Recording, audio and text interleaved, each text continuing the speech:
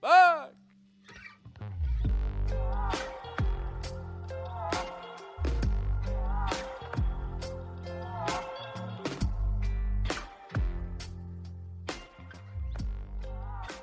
My name is Josh Miller. I own Riverstone Kennels, and I've been training gun dogs for more than 16 years. I have field trialed, I've hunt tested, but at the end of the day, I'm a duck hunter. You might find that the duck in our Duck Dogs podcast is spelled uniquely. The UK stands for my British Labs. I love my British Labs. I love what they offer me, both as a part of my family and the high motor in the field. As you're going to find, I have some pretty special dogs. Follow along in our podcast series here as we talk about both in the field hunting and in the field training situations that will hopefully help you progress with your dog at home.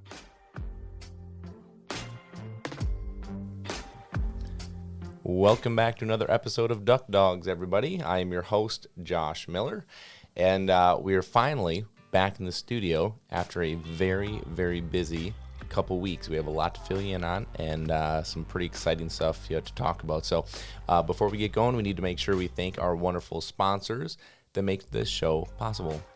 So thank you to Eukanuba. Eukanuba Premium Performance Sport 3020 is the blend of food that we have our dogs on here in the season to keep them at peak physical and primed condition. I would go check that out for anyone that's looking for a high quality food to put your four-legged hunting partner on. www.eukanuba.com. Also, thank you to Kent Cartridge. Kent is the shotgun shell of choice for us. And as we head into the field, that is what is in our game bag. So whether it's the upland loads that Whitney's been carrying in the field, and actually I have been too, and I will tell you a little bit about that, alongside the bismuth that I love as we head into the waterfowl fields. It's just a great all-around round and a great company to be affiliated with. So Kent Cartridge. Thank you to Lucky Duck. Lucky Duck is your 5-star crash test-ready kennel, both in the intermediate and in the large size. So no matter how big or small your hunting partner is, you can be sure that they're traveling as safe as they possibly can. And I have a quick story about this, and I will tell you guys here, excuse me, when we start this episode, because this is really interesting. www.luckyduck.com. Also, thank you to Sitka Gear. Sitka Gear is your premium option for outdoor clothing. I've been living in it, as has Whitney, for the last few weeks, and it has kept us in the field and more comfortable for longer, making us enjoy that precious time in the field. www.sitkagear.com. Also, thank you to Gundog Supply. Gundog Supply is your one-stop shop for all of your hunting and training needs for your four-legged hunting partner. They're great customer service. They're great product selection, and they're a great bunch of people to work with. www.gundogsupply.com. Last but not least, thank you to Retriever Roadmap. Retriever Roadmap is your premium option for online training. So if you're looking to train your dog yourself at home, if you're looking to take your dog to the next level, if you're looking for how to maintain your training in the season, because we've talked about before, the season actually unwinds training season, make sure you go into Retriever Roadmap, and as a Duck Dog listener, you get $100 off your membership. So DD for Duck Dogs, DD100, that will get you $100 off your membership to our Retriever Roadmap. Well, hope everyone has had a fantastic October. Here we are, November 1st, as Whitney is headbutting her microphone. What are you doing over there? I was just posting a quick thing to Instagram. Good grief. The struggle is real, you guys. So real. Well, obviously, as you know by now, my beautiful wife, Whitney, is joining me today because we have been going 100 miles an hour in two different directions. Yeah. And really kind of interesting, So here we are, November 1st, and How did we get here already? wow, November 1st. Yeah, I mean, it's been kind of a roller coaster here. Mm-hmm. And this is probably the first time since I can remember that I'm trying to make sure I'm not lying with this, 'cause I don't think I am. I don't think I've waterfowl hunted yet this year. You are correct. And You are that correct. might be a first, but there's a lot of good reasons for that. I'm not neglecting to do so. I've been big game hunting. I'll tell you a little bit about that. I have been upland hunting. I probably won't tell you. I'll probably save that for another for the next episode because I actually just got back from Alberta where I was mule deer hunting with my bow, and then I was also upland hunting with a couple dogs that I've trained, bred. You bred, Yeah. and I trained, and really fun. That was a really fun experience to get to be back with dogs that I had such a relationship with. We hunted Hungarian partridge and sharptail, and it was an absolute blast. Well, I'll probably, depending on how long this one goes, I might just, save that one because we have a lot to talk about Yeah, here. a lot. But Whitney has been waterfowl hunting. Yeah, we flip flopped a little bit. Yeah, and so we'll talk about that. We'll talk about, there's gonna be a little bit of everything. Like you Yeah. have a women's retreat that you Yeah. put together, and that's really neat and fun. You guys did some upland hunting. You did some sporting clays, Yeah. that kind of thing.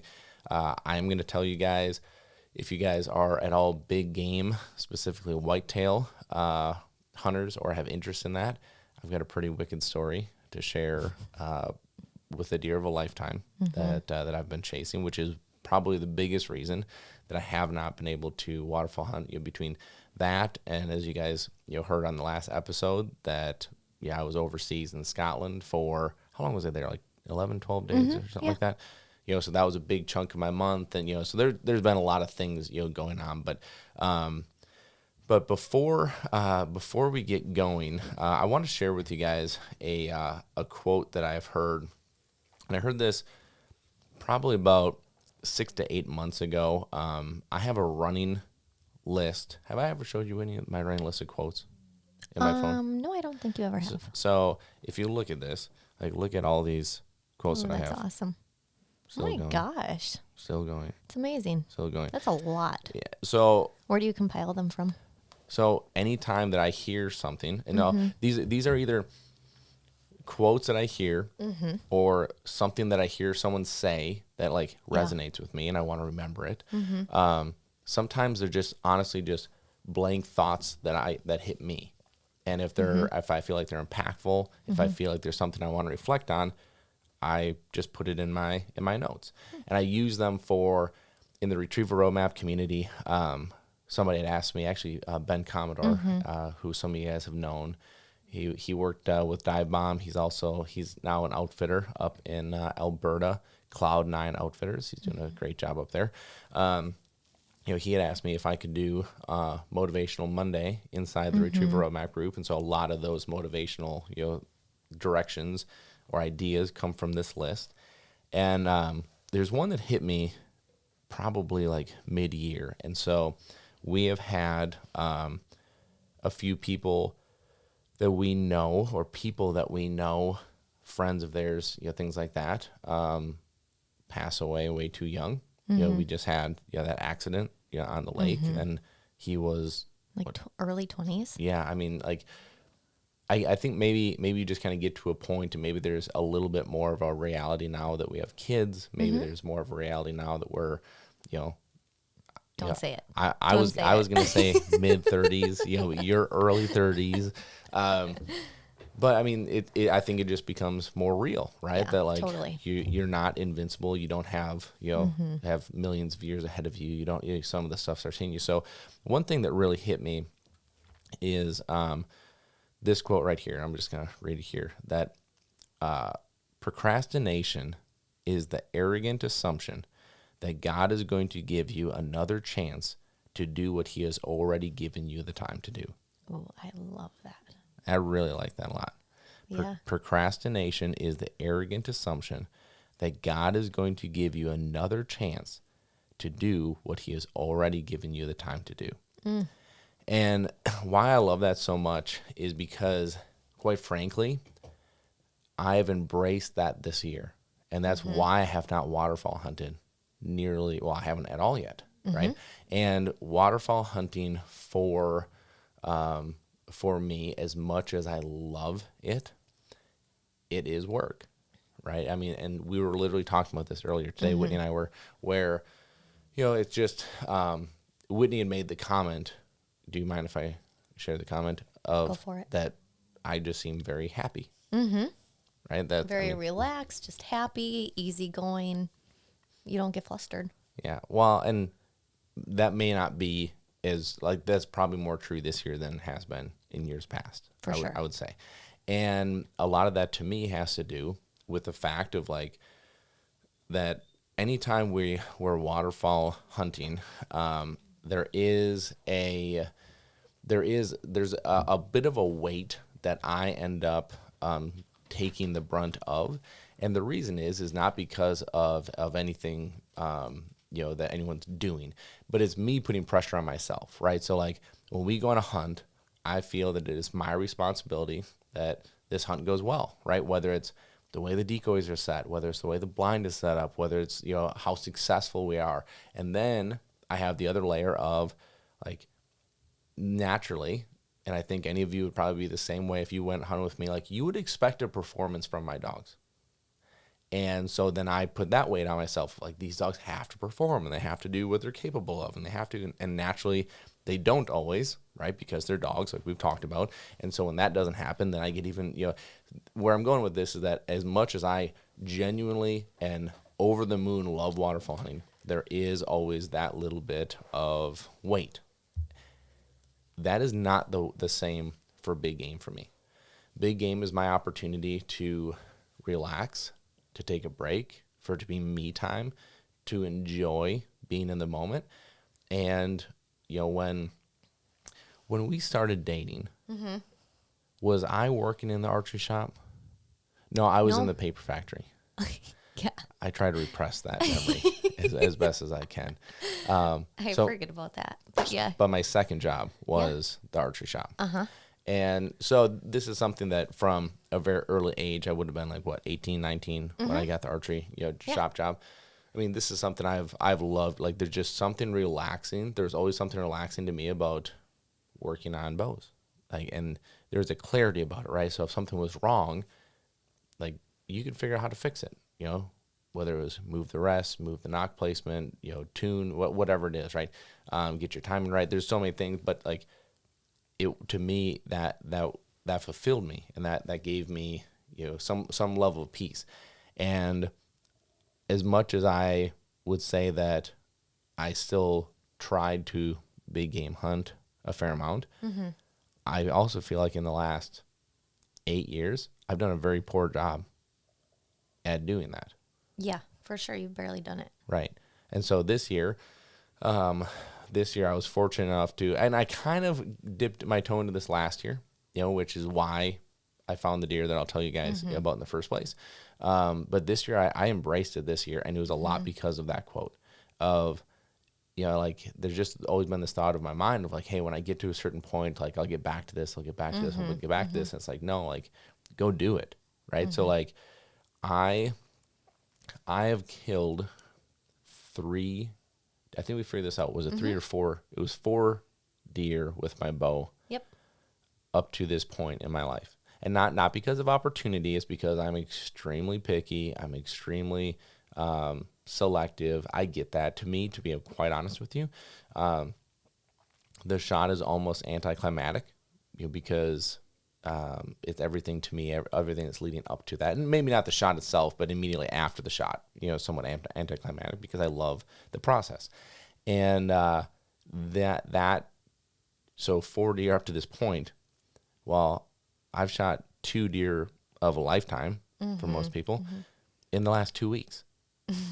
And so this has been a tremendous year for me, and shot my first red stag when I was overseas, right? So I've really embraced this, not procrastinating and just giving the time, or taking the time and these opportunities that God is giving me, and just, grabbing it by the horns and,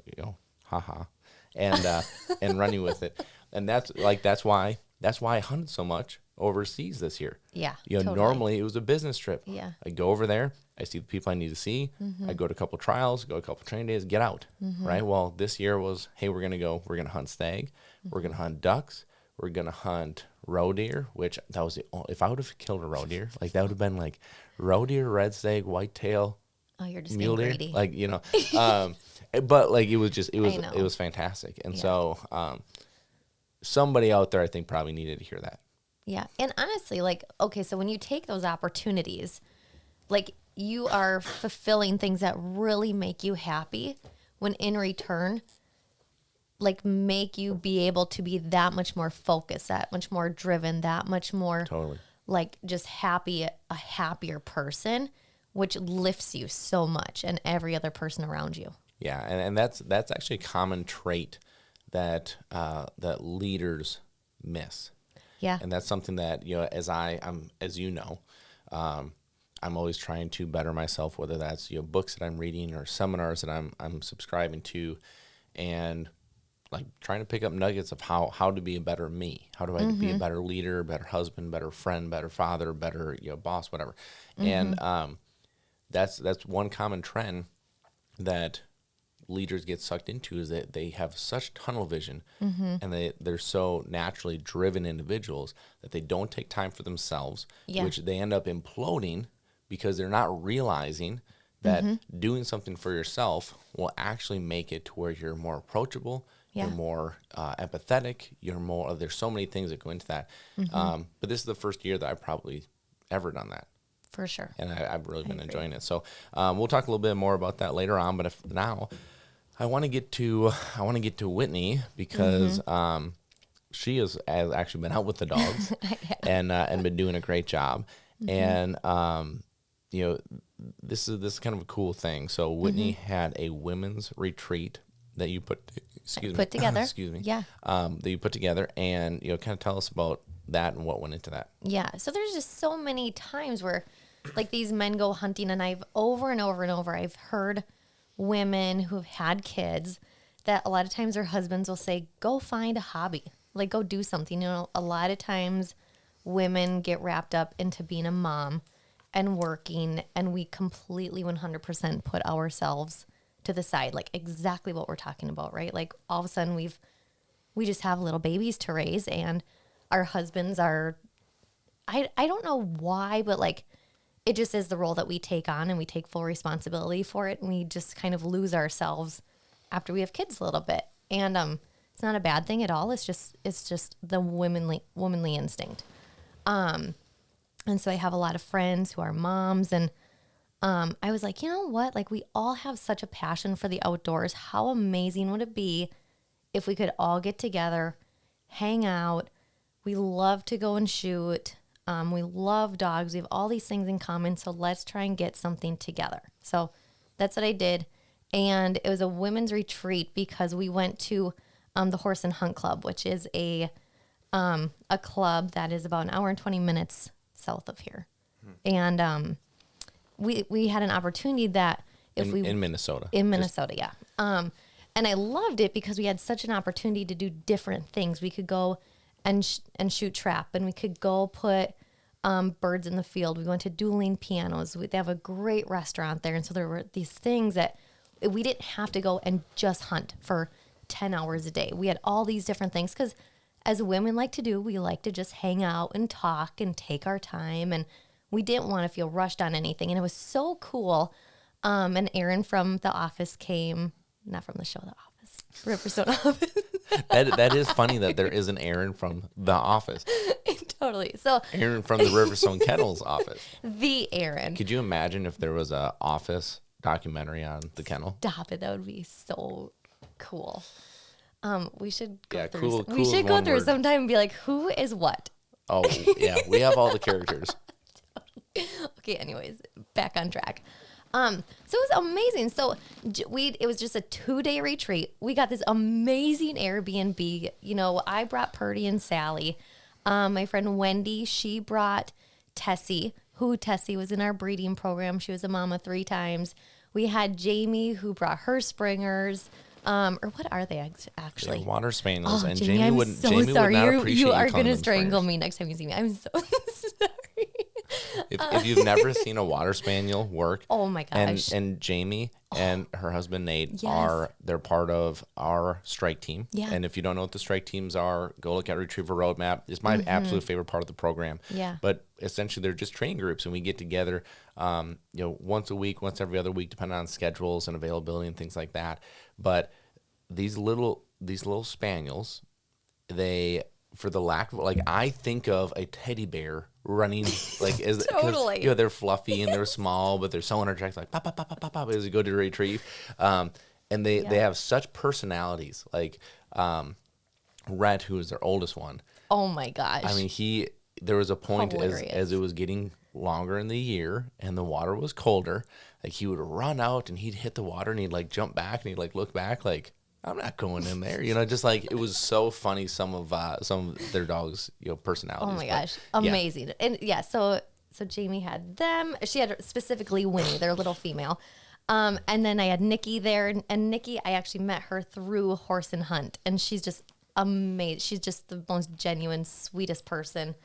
And then I had Britt, who she's a client who's turned into a friend, and she has a Sally puppy. So it was awesome because she got to hunt behind Willow, her dog's mom, which was so cool. And so through this group of women that I had, we had some that had never done trap shooting before.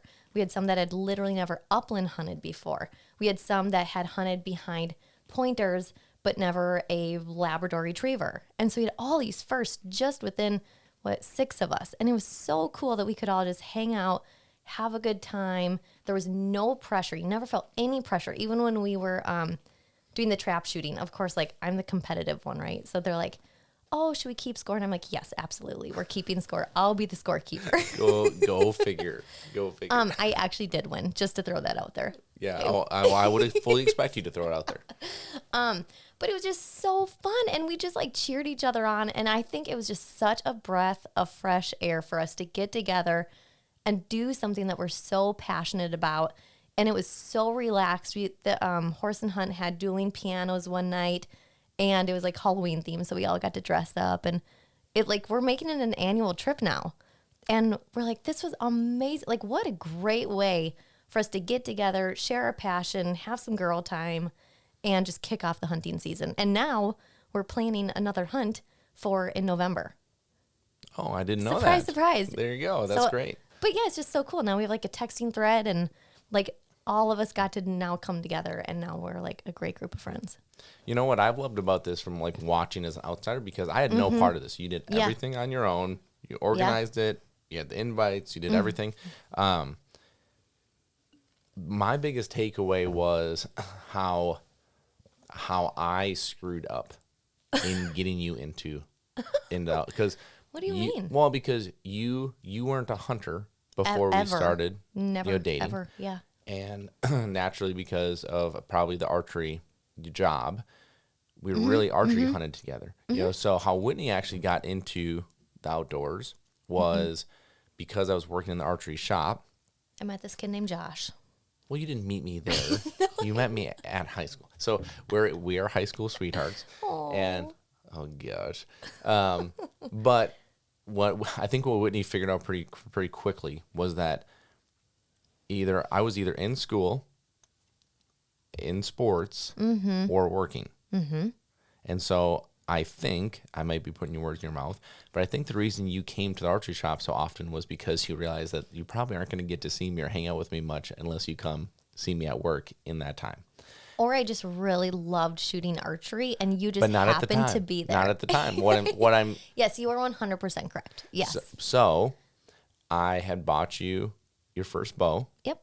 And you would shoot all the time. And you became a very, very good archery shot. Actually, what was neat, if you remember this or not, but when you were, I can't remember the guy's name. I know exactly what you're going to say. The Olympian. Yeah. So Yeah. there was actually a guy that would come in and shoot, and he would shoot every single day. And he was practicing for the Olympics. Yeah. And so Whitney literally basically got free lessons from an Olympian archer because it was only ever those two that were in there shooting. And so Whitney became a very good archer. She really got to get into shooting and had all the right equipment and the right coaching, not from me, but from an actual coach. And so like where I'm going with this is like from a waterfowl or an upland perspective, like the archery stuff was different because it was you and me. Right? Yeah. Like we could just go and we could sit and we could either kind of sit side by side in a tree or like sit a couple trees apart and like it was different. But where I believe I screwed up was in every waterfowl upland hunt, it was like, I'm dragging you along with all my guy friends and buddies, and you're the only girl, right? Like, so Yeah. naturally, like, maybe you didn't feel this way. Maybe you did. We've not really ever talked about this. So this might get a little awkward. But I would have to imagine that most women in that situation, there would have to be some, either call it intimidation, call it feeling out of place, call it uncertainty. There'd have to be something of like, I don't fit in here. Yeah, Thought, I right? felt, I was like, oh, are they thinking I'm like crashing their guys' time? Right. Like that's what I thought. I never felt like your friends were so great, so welcoming, like they were amazing. But I always was like, am I crashing their guys' time? Because Right. their girlfriends didn't hunt. Right. And so I was like, is it annoying that they're like inviting Josh and know that I'm tagging along? Right, right. And I truly don't believe that that was ever, talked about, but but that's what I mean. Yeah, is totally. That kind of thought. Yeah. So to see a bunch of you girls now going to do this stuff, and because of weather, like didn't you have like a pistol shooting? Oh my gosh. The weather, horrendous. It was downpouring rain. So the first day, yeah, we were shooting trap and it was so windy, raining. It was cold. And like, we're badasses. Like we just are. Like there's Yeah. no way around it. We are. But so here's the deal. So we did our entire trap shoot in the rain, windy, a little miserable, but like we stuck it out. And then the second day, they put birds in the field. Like we showed up, we were the only car in the parking lot. Everyone else had canceled their hunt because it was downpouring rain. And we're like, we're here to do this. Like we're not backing out. Like we don't care. Like we're gonna do it. Of course, like scenting conditions were horrible. Like it was cold, it was rainy, but like this is what Sounds we're like here. every condition this was horrible. but like this is what we're here to do. Right. Like what else are we gonna do? And it was so. My favorite part was that when we were done, we were out there for 2 hours. We came in to like get lunch and drinks and whatever. And we walk in and there was this group of guys there. And we walk in, they look at us and they're like, did you guys seriously go out and hunt in that? And we're like, yeah, what's the big deal? And they were just like, are you freaking kidding?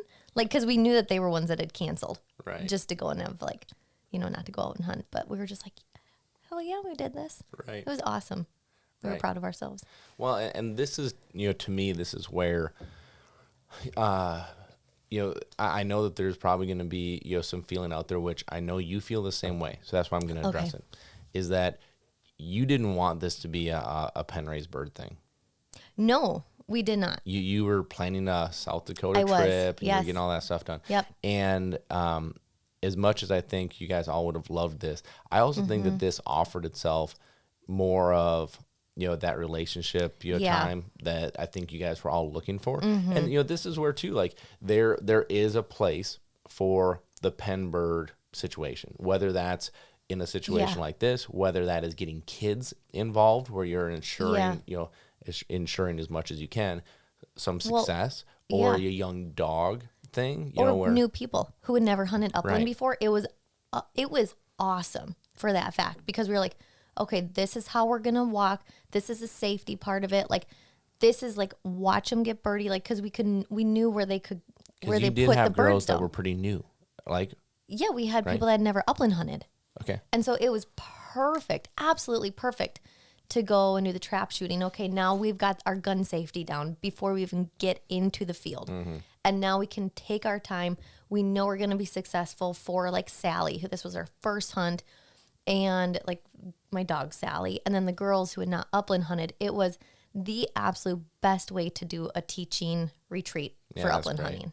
That's great. And that's Yeah. exactly what I mean. Like the outdoors woman in you Yeah. wanted to go take a trip, wanted to do Totally. that stuff. And you leave in like 3 days to go to Montana Yeah. to go chase huns and sharptail and pheasants. And so you're still doing that. But I think Yep. this was a great fit for what it was. Oh my that gosh, you were yeah. looking It to was do. perfect. So, Yeah. I think it's fantastic. I think, I don't know what you're looking for. I don't know if you're looking to grow, that group. I don't know Yeah. if you're looking to, whatever, but I do think it's a really neat opportunity, especially for someone that might be listening, that might be looking to get into. Oh my gosh, something yeah. like this. Like literally reach out because like I want to share those opportunities and those memories and with people who have the same passion as the rest of us. And we're such a fun, easygoing group of girls. Like, it's so fun.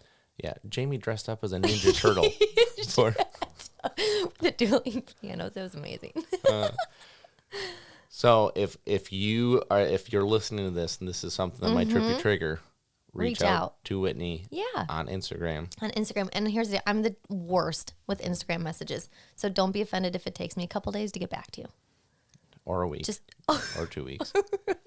I'll get back to you before next year. Whitney.Miller_. Yep. And it's very obvious which one she is because she has a big rooster pheasant and Purdy in Yep. her profile picture sure with do. her. So But yeah, it's amazing. It's so fun. I think it's great. Yeah. Thank you. It's great.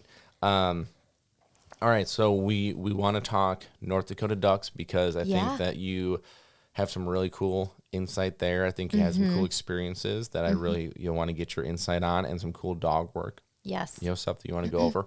I'm going to take a little intermittent break here from the bird side of it and just kind of tell you guys about a deer that I call Lake 10, because this was a very special deer to me. And I've actually had, especially because I've posted about this deer.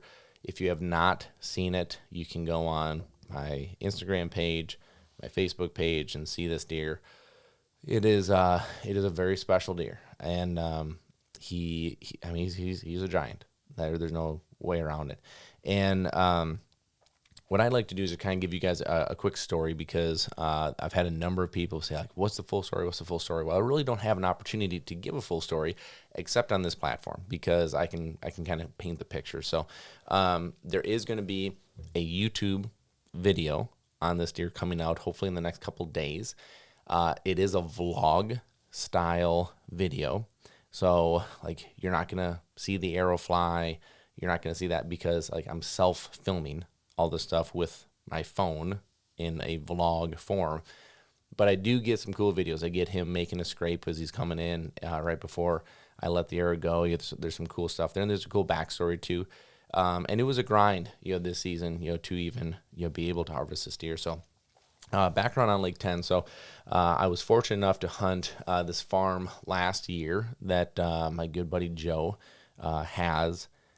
I don't know if they own this farm or they lease this farm, but either way, it was an opportunity that I was able to take advantage of, and so I hunted this farm last year, and I saw this deer numerous times, and I actually have a video that will be in that YouTube video of the first encounter that I ever had with this deer, and he came as he crested the hill, and I saw his antlers coming over the hill. Right away, I'm like, shooter. And then he gets over the hill and he looks like a big deer. And the more I look at him, I look at him through the binos, I'm like, gosh, he's a great deer, but he's young. And mature deer trip my trigger. Of course, I love antler size and I love all that, but like mature deer trip my trigger. This deer was a very big deer. I'm going to guess 150, mid 150s, right? Which is a great deer in most everywhere. But he was young. And I think it's very obvious that he's young, especially as he gets closer. When you see his body frame, you see his face, you see his like everything. Like you look at his antlers, you go, oh my gosh, and you get excited. And I think his antler size might be even, looks bigger because of his small frame body. But he's a young deer. And so I let him walk. And that video that I actually am going to show on that YouTube video, I had him at 7 yards. I mean, so it was a very, very, very doable shot, right? And from that point forward in that season, it was like I could not go out and not see this deer. I don't know what it was, but it was like everywhere I went, there he was. And the reason I call him Lake 10 is because the first time I saw him was around a lake. So I'm not overly creative with my name with him, but he was a clean 10-pointer, and so there was like no other character about him that I could like go off of as a name, and so he was by the lake, Lake 10, whatever. So anyway, I talked to Joe about this deer. I'm like, look, man, like he's a stud of a deer, but he's young. Like he needs to go another year. Now, of course, when you do that, you risk, does a neighbor, shoot him? Does he get hit by a car? Does he, get blue tongue or, a CWD, or does he, like, there's so many things, right? Like there's no guarantee he makes to the next year. So when we got that first photo of him in velvet, it was a pretty exciting moment because that was the verification that he made it. And then you kind of watch him grow up. And the last photos that we have of him, which is end of August, at least last photos I have saved on my phone in velvet, which is end of August, like the dude is just a giant deer. And so here's the tempting part, for me is I was debating if he was 4.5 or 5.5. And so I'm like, is he a deer you let go one more year and maybe he blows up over 200 inches? But how do you let a 180-inch deer walk? Like there's this. But then the neighbor actually had sent Joe a message being like, hey, man, do you have this deer on camera? I'm really hoping that he's still around. Going to be my target deer this year. So it's like, okay, the neighbors know about him. I probably can't let him walk. I got to go try to target him. And then I say that reluctantly because a 180-inch deer, especially a 180-inch clean 10-pointer, the dude's a giant. So realistically, I should have been going after him anyways. Anyway, the hard part here was the time, right? So I had my season opened on the 15th. I'm going to go to my calendar here to make sure that I don't misquote anything here. So I was the 14th that the season opened, and I had to be back Of September. Of September. I don't know. No, you're right. You're right. It was September. So it was the 16th or the 15th. It was either the 15th or the 16th of October or of September that season opened. So I went down the day before, and I hunted 3 days. I drove home on the 18th because I had to fly out the 19th to Scotland, and then I was in Scotland for the next 12 days or whatever it was. Yeah. And it was, more than that. It was 7, 8, 9, 10, 11, 12. Yeah, 12 days. So this is where having an incredibly understanding wife comes into play here, because I drove down, hunted those 3 opening days, really was hoping I was able to harvest him then. The last photo that I had of him was a daylight photo the morning before opener. And then he disappears. So I didn't see him on the hoof. You guys will get this story on the YouTube video, but it was like the first night the wind wasn't right. I saw a great deer, mature deer, not him, right? So I just wasn't interested. And wind wasn't right to be where I wanted to be, where we had last photo of him. Okay, so then the next night the wind is right, so I get in there and it downpours and it hails and it weather just did not cooperate. And then the third night, nothing happened, so I have to leave. And so then I'm in Scotland for the next 12 days. That 12 days, there was not a single photo of him. Not one. And so I'm panicking because I'm like, what happened? Right? So season's open now. Did he do something and get off the farm and go get killed by a neighbor? Did he, what is going on? Because he was so consistent on cameras that to just completely go dark was nerve-wracking. But I had convinced myself that he was just doing what big deer do. They get to that time of year and it's like activity throttles back. If there is activity, it's nighttime, but it wasn't even getting nighttime photos. But the thing is that cameras are, to me, as hurtful to your mind as they are helpful. Yeah. Right? Because that's great getting photos and seeing them, but you're seeing a fraction of your property. If they don't come by that exact spot, they could literally walk on the other side of the camera and be feet away and not get a photo of them, right? So I'm trying to convince myself of that. Cameras aren't everything. Don't worry about it. Don't worry about it. So I get home and I call Joe and talk to him. What do you think, man? He said he was the same thing. He's like, man, it's nerve wracking that we haven't got a photo of him, but cameras aren't everything. Same conversation. And so I waited a couple days, and because I really had to catch up on a couple things, for work. I think in this time, didn't you have your women's retreat during this time? If I remember right. Yep, you're right. And so I naturally got to be dad too, right? So hanging home with the kids, doing that thing, and then I believe you got back from your women's retreat. Yeah. And it was like that next Yep. day, right? Yeah. So that next day, I wake up, boom, night photo, Lake 10. Mm-hmm. I was in the truck within like the hour and cruising down to Missouri, which is about a 7.5 hour drive, for me to get to the farm. And like I didn't even get to the house to unpack or anything, just drove literally right to the farm and get in a tree. And where he was, there was a big bean field with standing beans, and that's where the photo was. But the wind was wrong for where I had the stand set up. So I had to be on what was a brassica plot, so a green plot with some clover in it, which would have been just to the south of the beans, but the wind was right for my stand setup in that plot. So the way that I looked at it was, I'm in the game. I'm not where I want to be, but I'm in the game. I'm in the vicinity. He could certainly come out here, but I was waiting for the next day. The wind was supposed to switch, and then I was going to be more aggressive and try to get close to him. So I was in there, and I'm watching a doe and a fawn to my left, kind of down below my tree. And then I'm looking at a doe and a fawn kind of to the right down this plot. Now, this plot's like a long, skinny plot. So it's only 50 yards across as I look across it. But it's probably 200 yards, 150, 200 yards long. But the problem with this early season, because it was, early October, right? If I remember right. Yeah. Early October-ish anyway. Here it was October 16th.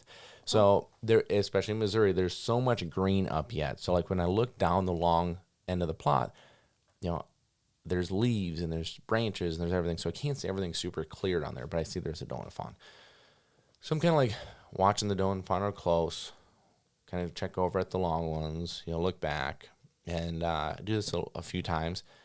And then one time I was looking at the doe and fawn kind of down by my side, and then I look over to the right, and I'm looking, and the doe is staying there feeding away from me.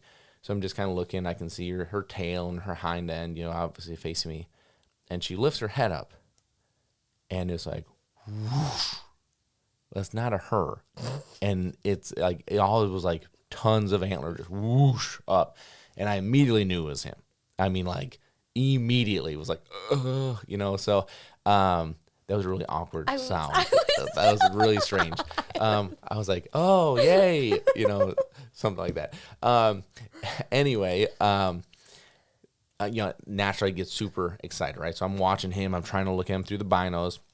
At this point, he's probably, I've already guessed, like 100 yards away or so. And he's in this plot, and he's kind of trying to be a tough guy, right? He's kind of like bowing up and like kind of like curling his lip and showing off a little bit. And he's like kind of bumping a doe, and there's a little buck out there too. Then he bumped him around, like not running, but like kind of like that pre-rut show off. Mm-hmm. And that doe and a fawn that I was watching, he kind of went and bumped, like kind of like a quick little jab step and like a head, flick. And that doe and a fawn ran all the way down to me right below my tree. And so naturally she's on edge, right? So she comes down, boom, stops, and then looks in my direction. Now my wind is perfect. I'm not worried about getting winded, but she is looking like at the base of my tree, like past my tree. So not wanting to screw this up, I freeze. And I'm watching her, and I freeze, and it feels like 10 minutes. It was probably, 45 seconds, but it felt like 10 minutes. I'm like just frozen. And then finally she flicks her tail and she starts walking. She starts feeding again with her fawn. So I look back to the right to pick him back up. Can't see him. Now again, there's a bunch of leaves and a bunch of everything, right? And I'm like, okay, well, last I saw him, he was looking away from me. If he did go down that chute, that kind of gap curls to the left and goes to the beans where I had the photos of him. So I'm going to guess that's probably what he's doing. So I was kind of like, I was on my Onyx, kind of like looking of like, okay, where do I think he came out? Like making some pins, making some marks. And I look up, and there he is. And he's on the other side of the plot, and he's making a scrape. And on this, I did, like, I don't know why this came to me, but I took my phone out and actually video. This is my deer of a lifetime at 70 yards. And I thought about, hey, I'm going to take my phone on full of this. Now, he's not in shootable. Well, I wouldn't take a 70-yard shot in this situation anyway. But he's also not in a position where I can shoot. There's trash, there's stuff. So it's not a great video, but it's a video of him making a scrape. So obviously after the scrape, I'm like, hey, he's either going to come to me or go straight away from me is likely the two moves he's going to make. So what's he going to do? So I'm watching, He gets done. He's raking the trees, making a scrape, and sure enough, he walks my way. And so I knew the other end of the plot was 50. And so I'm just ready. Like I'm dialed in. I'm going to shoot this deer 50 yards. And so he's going broadside, walk, walk, walk, walk, walk. So I have a shooting lane. His head enters the shooting lane. He takes another half step. So now I've got shoulder. So I need at least one step, but I'm thinking like 2 or 3, like let him get into the shooting lane. Like he's not on edge, he's not running, he's not bumped, like he's at a good pace. And what does he do? He turns and he walks right at me, like literally right at me. And now in this situation, normally this would have been like, well, this is fantastic. I'll let him walk to 10 yards and take the easiest shot I've ever had. The problem with this was that I was losing light very quickly. Now, I am way within legal time as far as timing goes. But if you've ever been in the woods, I'm in a small plot covered around with big mature trees that all have full foliage, and like it just gets dark so fast in those types of conditions rather than if you're out in a big field and wide open, right? Mm-hmm. So there's that factor. So he's just like slowly feeding to me. And so what I did is I brought out my rangefinder. Now, this rangefinder that I have is brand new. And the reason it's brand new is because my son has an infatuation with my rangefinder for whatever reason. He uses it as his binocular. So he likes looking at the deer outside our house with this rangefinder. So I got this other one because I'm like, look, I know I'm going to leave for a trip sometime. My rangefinder is going to be gone, and then I'm going to be in a pinch. So I got this new one. Well, I'd used it, during the daytime as I'm shooting, but like losing light now, when I go up to range, that red reticle that is inside is like, wow, like it's just all bright, like it just blares the whole screen. Well, it's new. I haven't messed around with this. So now I'm panicking because I'm like, how do I turn this reticle down? Why? And I don't want to change it from like yards to meters or something. Like all this is racing through my head.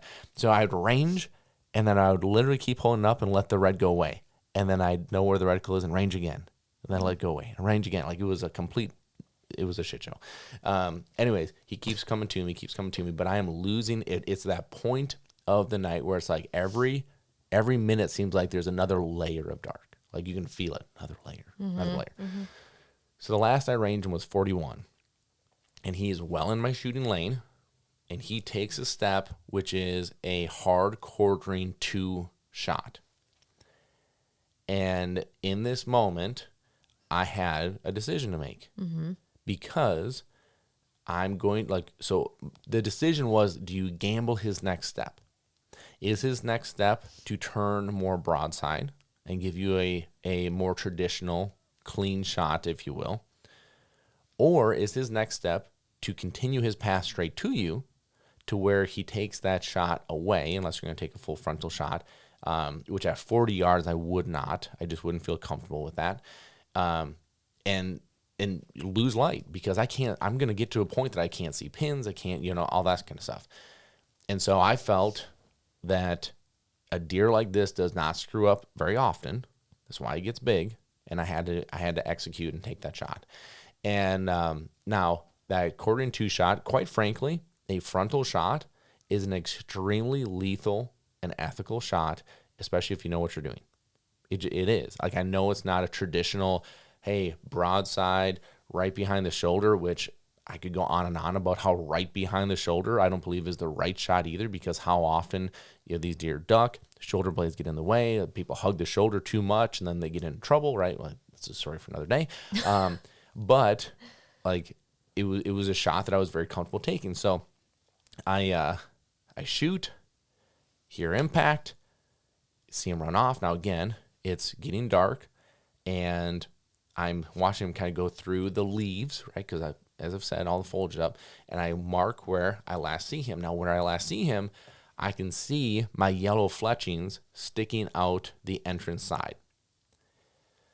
So I know I don't have pass through, and I'm excited because I feel really good about the shot. And so I do what I do every time that I harvest a deer, and I call Whitney.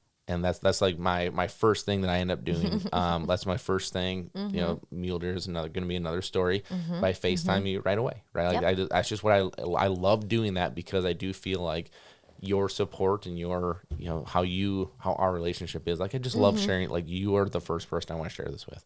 And so I call Whitney, and she is on her way home from her sister's house, meeting her new niece, our brand new niece. And she, you know, I'm sure you probably thought I was out of the tree. Oh yeah, totally. Because so I call and when he's like, "Hey, what's up?" I'm like, I just shot like that. And I thought at first you were joking with me, like playing a joke on me. I was like, what? Why would I joke about that? I don't know, because this has been such a buildup to this hunt. And you didn't say what, you said, "Shut up." And I was like, I just shot him. And gosh, it was so what funny. I remember is that I was over the speakers of your car, and I'm out, like, I am trying not to fall out of a tree. I'm shaking so bad. Oh, yeah. And I'm shutting myself like this, you know? And I hear your mom go, "Why is he talking like that? Why is he talking like that? Is he about to throw up?" I said, "Mom, it's the adrenaline. He just shot a huge buck." Yeah. So, funny. so what I actually did is I call you, Yeah. have a conversation with you. I text Joe, and I'm like, "I just shot like 10. I swear, when I clicked send on that, my phone was ringing from him like less than a second later. And he was distracted. He's like, "What happened? Tell me." And so what I actually did, and this actually is something I incorporate into the YouTube video of this deer, is I went back to my truck and I filmed myself telling the story in the fresh in the moment. And the reason that I do this, and you have gone through it with a big deer that you shot on our farm. I've gone through this in the past before. And so I like doing this because your mind will start playing tricks on you. You'll start second guessing what you thought. You'll start second guessing, you know, what you felt. You'll start second guessing everything, right? And so I videotape myself telling the story so I can go back to it and be like, "No, this is what happened." And like, honestly, before like I get out of the tree, I take a photo of where the buck was standing before I shot, because you get back up there and you're like, "Well, I think it was here. I think it was here." But if you take a photo, there's no like maybe this or maybe this. Like, this is what it was. Right. So take a photo of where the deer was, Correct. and then take a photo of where you last saw them. Yes. And I even like to, if I can, mark it on Onyx of like standing where I last saw him. Totally. Here was the route that he took. Right. Like the most you can do, because again, your mind will start playing tricks on you. Yeah. So, and it's exactly what happened. Yeah. Like I went back and I met up with Joe, and I was like, man, like I felt good about the shot, but then I was like, maybe he was more broadside than I thought he was, and maybe that was in that, instead of off shoulder, because obviously I hit something to stop that. Like I am shooting. If any of you guys are into archery, I'm shooting a Valkyrie end system. Like I'm talking like shoot through a dump truck. Like these are heavy weighted forward arrows with heavy inserts, with heavy broadheads, with heavy everything. And like the term that we use, like some of my buddies, like BMAC from Hush and Matty Davis from Final Rise, and we're all big archery guys. We say coast to coast, because like we feel like these arrows are going all the way, right? And that will be, you will understand more of that when I tell the mule deer story in the next episode, because that coast to coast is like, it's actually pretty incredible. Anyway, I obviously hit something hard, because for now, 41 yards, like that's a little longer shot, but it's not 80, right? So like I was concerned about why it didn't go through. Like, so did I hit front shoulder, hit that knuckle? Like what in the world? Like that should have blown through a scapula, I would think. So I started second guessing everything. So I was like, let's just let him sit. Let's just let him sit overnight, and then we don't have to worry about it, right? And Joe was like, you can, but if he's dead, coyotes will destroy that deer before morning. And I was like, and this is why it's so great to have someone local, because I'm like, what? Like we have coyotes here, right? Like if a coyote gets on a deer, like they might like specifically like out the rear end, like they might eat some of it out, right? But like not. Whitney's like, oh, why are you saying that? Good like, Lord. what is the truth? Yeah, I know, it's just gross. But they're not eating the deer. So he literally pulled up a photo that one of his hunters had, because he does, some guided hunts. One of his hunters that came in on a guided hunt came and he's like, this is the deer from overnight. It was literally a spine and antlers Oh my gosh. from an overnight, like entire thing gone. Hide, like ribs, like bones were obviously pulled away, like unbelievable. So I'm like, I don't want that, right? So I'm like, okay, so what are we gonna do? So he's like, here's what I would say. Let's go in, find blood, and let that tell the story, right? If it's good blood, let's go. If it's not, let's back out. Like, okay, I'm good with that. But we still gave him, I think it was 3.5 hours or 4 hours is what we gave him. I think it was 4 hours. So we give him 4 hours and we go in and we find blood.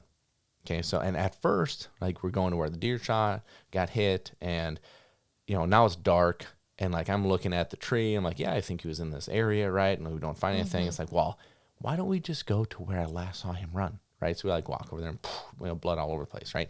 And so at first, it was, like, little drip, little drip, little drip, and then it was, like, boom, bunch of blood. So now I'm feeling good, and the blood looks good. So I'm like, okay, great. So we start going, it's like, blood, blood, blood, blood, blood. Great. And then we get to a point that we find the end of my arrow, which I'm going to say was probably half broken off. Okay, so if you think about, draw length, then I can't think of how long my arrows are, but like half of my arrow length. Okay. So, okay. Like, that's really solid penetration. Now I don't believe it's front shoulder, like, as my mind was, like, trying to convince myself it was. Now I feel it's off shoulder, which means, assuming that I feel like the shot was what it was, I'm at least in vitals, I'm one lung, I'm whatever, right? So we keep going, and I mean, it's like boom, boom, boom, like tons, like easy blood trail track, and all of a sudden, nothing. Now, at this point, we've probably gone maybe like 100 yards and nothing. I'm like, what in the world, right? And so we had Joe, a guy named Dane, and he's the farmer that Joe works a lot with, and then one of the guys that works for them that he was there helping. I hesitate to say his name because it's kind of a weird deal. His nickname is Chigger. Like, if you've ever had chiggers, like, and I have, like, they're terribly itchy, and like, so apparently this is like kind of a sad story. Like, he's a super, super nice guy, but like, apparently his dad like gave him this nickname like before he went to prison, and like apparently like all Before the dad went to prison? before his dad went to prison, and then the nickname just stuck apparently, Oh my gosh, like his whole life. And he's like super nice guy, and like he doesn't hate the nickname and stuff. And I'm like, but anyway, so like I'm not making, like, that's what everyone calls him. So we're like, all right, so like, let's just each take a lane, and I was like, I'm staying at Last Blood because I've been through this too many times before. So like, each one of them goes up a trail, and it's like all these guys are like 10, 15 yards up, and I'm like, they should have found something by now. So I'm like on my hands and knees, and they all went somewhat forward, right? So like straight forward, left, forward, right, whatever. And I'm like, so what wouldn't I think this deer would do? I don't think he'd go uphill. So like I went uphill, and I'm like kind of on my hands and knees, and sure enough, there's a speck of blood. And so I'm like, hey guys, I got a speck back here. So they all come back, and Joe and I are looking at it. Not like, now I'm not feeling as good. I was feeling really, really good before. Now I'm not feeling as good. And I'm like, man, I don't know. What do you think? He's like, man, like, I was feeling really good. Now I don't know, right?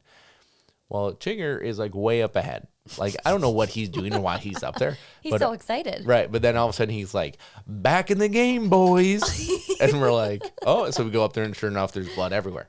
Okay. So here's the part of the story that we're not going to tell on YouTube because, quite frankly, it's not a fun part of it. But it's the true story, right? So we're like, okay, great. So we get up there, we see all the blood, and Chigger literally takes 2 more steps. He goes, got the deer. And we're all like, yes. So we jump up, and he's like, alive. And we're like, what?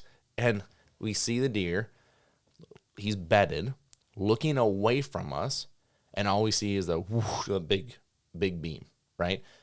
And I'm like, oh, like, and so we shut the lights off, and we're like, well, now what do we do, right? And we were like, whispering all stuff, and Joe's like he's expiring. Like, there's no way, especially a deer of that caliber, is letting us be 5 yards from him, bedded, looking away from us, like he's expiring. Like, we just got to let him go.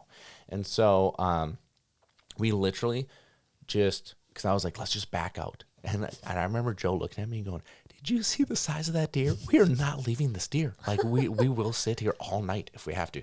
Well, it was like 10 more minutes, and all of a sudden it was like, crash, crash, crash, crash, crash, crash, crash. And it was just like the final kick, right? So, like, that from a hunter is not an enjoyable thing. You have to be there, but it's also the reality of what we're doing. Totally. Right? Yeah. And so, anyway, like, we get over there, and it's like, it was big hugs all around. It was super emotional, super ecstatic. Like, everyone's on a high. It was that moment, right? It's like the epitome of archery hunting, of like an extremely mature deer and a deer of a lifetime, everything, like, just an unbelievable experience. And so we take photos, have a bunch of smiles, have a bunch of hugs, whatever, load the deer up, and get the deer back. And I mean, this time it's well after midnight by this time. And we just didn't get many good photos. And so what we did is we got them cleaned, properly, put them in. They have a big walk-in cooler at their farm. And then we were able to pull them out in the morning, get a couple more photos. And then, we were able to probably take care of them the rest of the way. But for me, what was so fun about it, funny is the wrong word, but it was really interesting. So I went from, I was extreme high from seeing him to, I'm not getting emotional. That was like a sniffle in case someone's wondering. From seeing him to letting an arrow go to the gut wrenching, like, mind wanting to play tricks on you, to the high of, I feel like this is a great blood trail. I think I hit right where I want to, oh my gosh, he's alive, to the final kick, to the time with him actually in my hands, to, like, all that's a high. And then there was like this coming down from that of, it's over. And especially if you're a big game hunter, and I'm not even going to say that. I believe if you're a whitetail hunter, an archery whitetail hunter, you understand what I'm talking about. Because what makes whitetail hunting so unique to me, and as I'm going to tell you guys with the mule deer story, next, I have fallen in love with mule deer. I have fallen in love with the spot and stalk hunting. In love with it. Like, might be my new favorite. But it's not where, like in a whitetail situation, that you have the opportunity to do this. Multi-years of seeing this deer grow up. Encounters. All, like. And we name them. Name them. Like, come on, we name them. And name them. And I had this guy be like, I like naming them like their pets. Like, that's not what we're doing. We're naming them so we know who we're talking about. Yes. So, like, I can talk to Whitney about a deer, and she knows exactly who I'm talking about. And that is a really unique thing. And then when that ride ends, although that is the end goal, there is a little bit of a sadness, I think, that comes with that. For sure. Like, I totally agree. It's over. Yeah. But that's exactly what I went through. And it was an extremely fun ride over the last couple of years. Yeah. I feel incredibly blessed to have had the opportunity to chase a deer of that caliber. I feel even more blessed to have been able to harvest a deer of that caliber. I feel great that it was a very good shot. Of course, wish that last 10 minutes wouldn't have been there. But again, that's the reality of what we're doing. But it was one of those rides that was like, I mean, it was special. That's the only way I can put it. It was very special. It was special. It's fun to listen to. It was funny because I was like giggling during your story because, like, during the highs, you were like getting out of breath just talking about it, and then, like, I haven't worked out for like a week, so I probably am getting like. But like, you could like, like I could see like your adrenaline like coming back, like the memories, like the feeling of your story like coming back. And I'm sure like the listeners can like hear you starting to get out of breath. It was so funny because it's like they'll live in you forever, you know, of just those memories and the feeling of it. And it's a very undescribable feeling going through all those emotions. It is. And that's why, to me, the mounts and the photos are so meaningful. Because I can look at, so I can go out in our living room right now, and I can look at my Iowa deer and immediately, excuse me, I'm going to sniffle here. Sorry. Again, I'm not getting emotional. It's just like I have this like thing going on. I can immediately go out in our living room right now and see my Iowa deer and immediately go back to how sick I was that day and how I forced myself to get in the stand and how that whole hunt came together. Yeah. Right. Or I can look at, that aoudad, that's out there and immediately go back to, Chance and I making that stalk and like what it felt like after, like I go back to my whitetail and I'm like, I remember putting my gear on, going out there. It was perfect snowfall, texting you because you were on your way back home. Like, OMG, I just shot a giant with 14 exclamation points. I remember you go back through all these amazing memories and you want to do something with that. Like, it's an animal that you want to do it justice. We don't harvest them just because we want to go and shoot them. We want to be able to feed our family with that meat and to, showcase it. And they're beautiful animals. Yeah. And that's the one thing that specifically our daughter loves wild game. Yes, she does. And so it is a really special thing to have harvested these animals. And this is the same with birds and everything, right? Yeah. But it's to be able to feed our family in this fashion. And I'm not saying that we need to do this to feed our family. Obviously, we can go to the grocery store just like everybody else. But there's something special about knowing that this is a truly organic animal that we were able to go out and harvest, that we know exactly where it came from, how it was taken care of, what it was transported like, how it was prepared, and then to finally put in our stomachs. Like it's a really, really special thing to me. I agree. And anyway, so we could probably go on and on about this, but it's a really fun thing. I cannot wait to finally get him back now and get him kind of a part of the stories that we get to tell now for anyone that comes to our home. And that too is a special thing for me. So all right, so enough big game. Last thing that I want to talk about today. Do we have time to talk about? We have time to talk about it. As long as you have time to talk about it. Yeah, I do. Let's talk about your North Dakota waterfall trip. And before you get into this, here's what I want to say. So you were sharing stories on Instagram when you were out there. Yeah. And the number of people that would message me and be like, doesn't that suck? Like your wife is hunting and you're at home? And I'm like, no, it doesn't. I mean, I loved that you were out there. I loved that you were doing it. And the reality is it's with my schedule and the priorities that I made this year with, Lake 10 being a priority, having to go to Scotland, not only for work, but then also, doing those hunts. Like I can't, I have to be a dad. Like that's a major priority of mine. And I can't just go from trip to trip to trip to trip and not have that time in between with them. One, because I adore my kids and I want to be with them. But two, I also am conscious of, I don't want them to dislike hunting because it takes dad away. For sure. And so there's certainly a juggle factor, with that.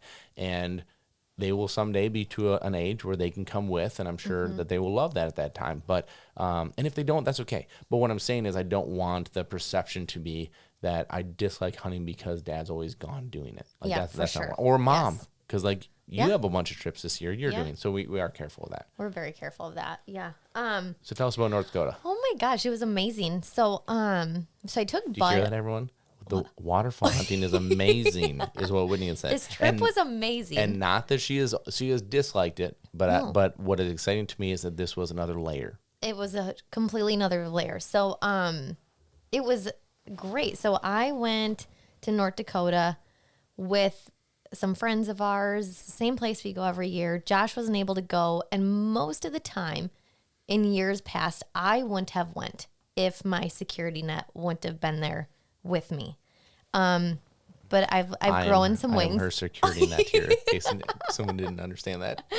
But I've grown my own little wings here. And I'm like, you know what? Like, I need to start venturing out. Like, I'm gaining the confidence in myself to be able to go and handle dogs by myself and go and socialize with people and with friends and not have to have Josh there to lean on.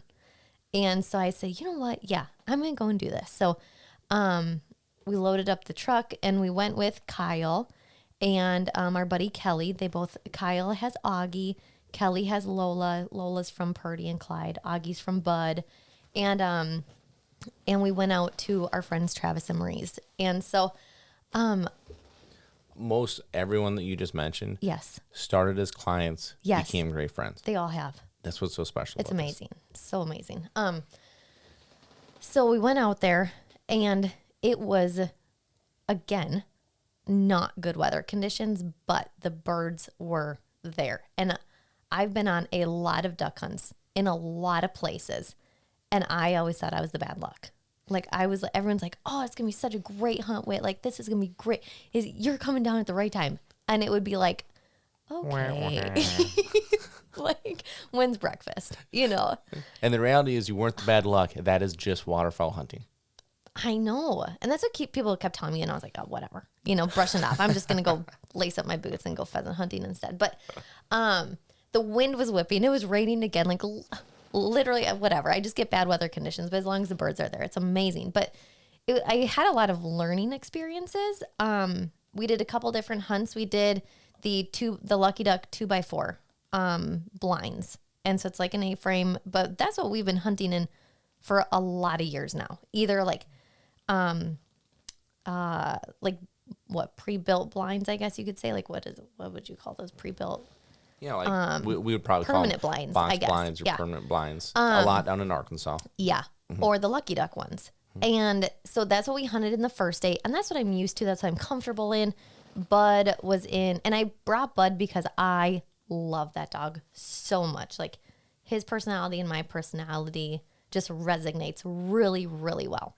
And so he was in his Momarsh blind and it was great. He did everything that I wanted him to. And I had never been on a hunt without Josh running my own dog, like doing the whole shebang myself. So it was not a waterfall hunt. Not a waterfall hunt. You've done plenty of upland hunts. Yeah.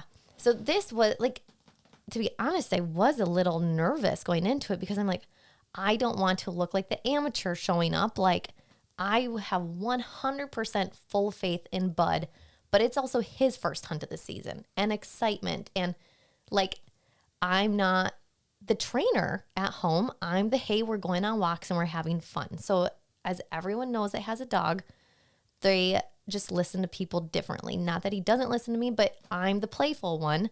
And I didn't know how he would do with the excitement, the eagerness. Like I'm sure he could tell I was, of course, a little nervous. And I just didn't know how he would react to that. And he did phenomenal. He did so well. I was so proud of him. He took so much pressure off of me because he did so well. Like I was like, okay, we can do this. I can do this. It's great. I was able to send him on some blinds. He did amazing. And it was really cool because I could train him all day long. But until you're out in the hunting situation, you don't know what the next training steps are that you need to take to grow together as a team. And it was really cool because I learned Bud always is going to veer left. So by the end of that hunt, if I was going to send him on a blind, I knew I had to offset that left veer in his run by angling him a little bit more right. And it was so cool to watch him and I work together. Like I could pick up on that and I instantly knew when he was going to turn left. So then I could whistle him, stop him, and give him more of a back cast, you know, where it's like those first couple of times I sent him out, I didn't know that he would be like veer left all the time. And it was me learning as a handler how to offset that. And it was so cool. I was so proud of myself for just being able to pick up on that because I am not a trainer. And I think a lot of people are like, well, you and Josh own Riverstone, like you train and your husband trains all the time. And it's all true, but I'm not a trainer. I'm the puppy person and I don't handle dogs. Like I've done it a couple times, but when we demo our dogs, like I'm always like, Josh, I need you there to demo the dogs because I talk puppies, you talk the adults. And so it was a really that's cool. like thinking that Tony Stewart's wife can drive a race car. Yeah, totally. Right. I mean, 100%. And so it was just so fun. And everyone was like, oh my gosh, that's so cool how you picked up on him, on his fault, I guess you could say. That isn't really a fault. It's just the way he is. And you could correctly know how to angle him and when to stop him. And it was just so cool. And so the duck work. Can we pause there and talk about this for a second? Because I think this is so interesting. Okay, so what you're saying is that when you would line him up on a blind, yes, that he would veer left on his initial line, right? Okay, so we would line up, and I would send him out, and he would get to a point where he just naturally would start to veer left on his line out. So let me ask you something. Okay. Were you hunting on the right side of the blind?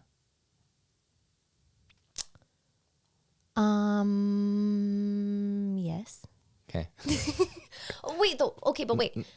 When I would send him on a blind, I would get out of the blind. Mm-hmm.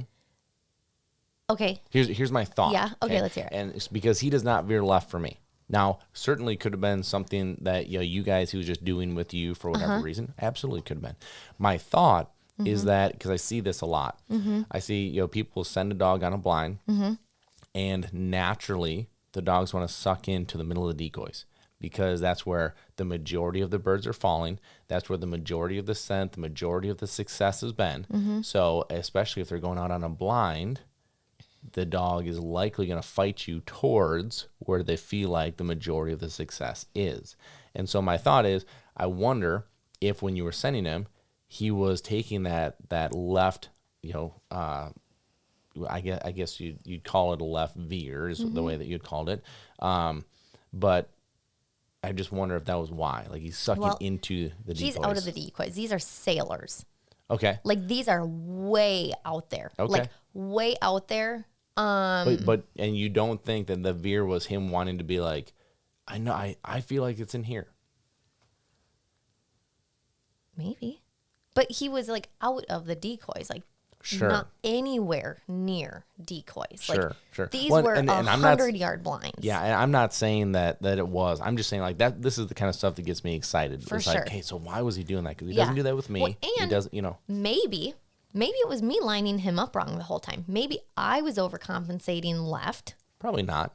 You know what I mean? Like probably not. Like you can go back and watch videos, and you can instantly see he's gonna run straight. So good. And he did this actually. This was great because I took him to a strike training, and he did the exact same thing. I told Eric, I said, hey, I'm going to overcompensate. I'm going to line him up more right, and he will veer left. And he's like, he did it. He's like, That's oh my, great. You called that instantly. That's what great. he was gonna do. Yeah, and what's so cool about that is that you were prepared for that because you're of your training. Totally. To go make him successful in the field. Right. That's awesome. So now to the ducks. Okay, now to the ducks. Oh my gosh. So everyone talks about the duck tornadoes, and I was like, good God, these duck hunters are just exaggerators. My gosh, like what type of a tornado are you talking about? I mean, we naturally we are, but like it was wild. I remember we were standing there, like we were set up, we were ready, but we were kind of like lollygagging, like whatever. Josh isn't there to like whip everyone in shape. Get in the blind, they're coming. So we're just like all there, like hanging out. I tend to be time. a little intense about like, hey, like we need to be in the blind before, But the ducks were coming. We're standing up, and the ducks were landing. I'm like, what is this? And so the next day we started in the Lucky Duck 2x4s. And then the next day we went to the layout blinds. And I was a little hesitant, honestly, because I had not been in a layout blind forever. And I remember I didn't really care for them because I could never pop up in time. Like I just felt like it was always frazzled with me in a layout blind. And with having Bud, Bud and I were always on the right side of the blind because Augie and Kyle were on the left. And Augie just really needs that I heel on the left, that consistency of being on Kyle's left. And he's inexperienced. And yeah, exactly. And so I was like, I can easily take the right with Bud, no problem. But what I found also with Bud was that I don't know if he'd ever hunted beside someone in a layout blind before. I don't think he has. Has he? Well, we really rarely use layouts. Yes. And I'll get into that here in a second. Yeah. Because I truly believe that we'll be transitioning to using them more for a certain reason. But it was really interesting because Bud wasn't used to it. And I could tell he wasn't. So like if I would pop up to shoot, he was like, what's going on? Like I could see him reading my body thinking like, I'm going to get up. Like he wasn't like, he'd pop his head out of the blind. And I of course didn't want that because I was like, if I allow him to pop his head out of the blind, what is going to unravel from here? So I did a lot more of not shooting, and I almost turned it into more of a training scenario because I didn't want it to become an unsafe scenario. But going back to the layouts was so amazing. Like you're laying there. I didn't even have the dang doors shut, and they were just coming in like from all different directions. And it's just such a more intimate feeling duck hunting in a layout blind for me personally. Because they're close. Right there. Yeah. Like literally they want to land on you. And it was just the coolest thing ever. I remember thinking to myself, I was like, I get it. I understand why people love duck hunting. Like it makes me excited to go again. That's awesome. Yeah. That's awesome. So like to me, it's a prime example because you didn't talk about like your scouting and all that kind of stuff, but that is why you scout. 100%. We scouted morning and night. Yeah, I mean, when you are on the X, you are on the X, and you can have little things that are off, and it still just works. Yep. Right. And so I want to go over the blind situation because I have a theory on this that I think is really interesting. So I remember when I was in high school. Okay, so I'm 34, right? 34. And so like I remember being like 18 to like 22, 23, like in there, that we only hunted out of layouts. Yeah. Like we never didn't. Right. And it was always in the middle of the field, in a layout. Like that's just how we hunted. And then gradually these birds start understanding layouts, start knowing that, and then they start avoiding middle of the field. Not always, right? But like all of a sudden edges become very huntable because they haven't been hunted on edges. Okay, so then all of a sudden you go to like the Lucky Duck 2x4 blind, and I love those blinds. You can fit more people. It's one blind. You're sitting instead of laying. Like, everything seems more organized. I love it.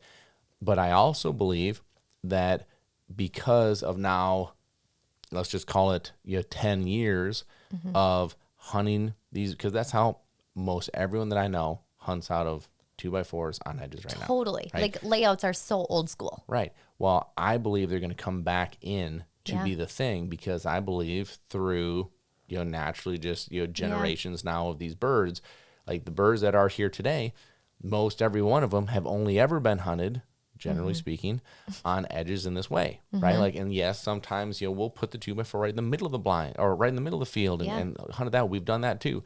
But I think there's going to be a shift to where now these birds are uneducated on layouts. Again, I'm generally speaking here, you guys, but I just believe that there's going to be now a transition through the natural progression of things to where, all right, birds know this. We've now conditioned them to go into the middle of the field. So now we're going to be going back into layouts, going back in the middle. We're going to hunt middles. We're going to do that probably for 10 years. Then all of a sudden we'll be in 2x4s again on the edges.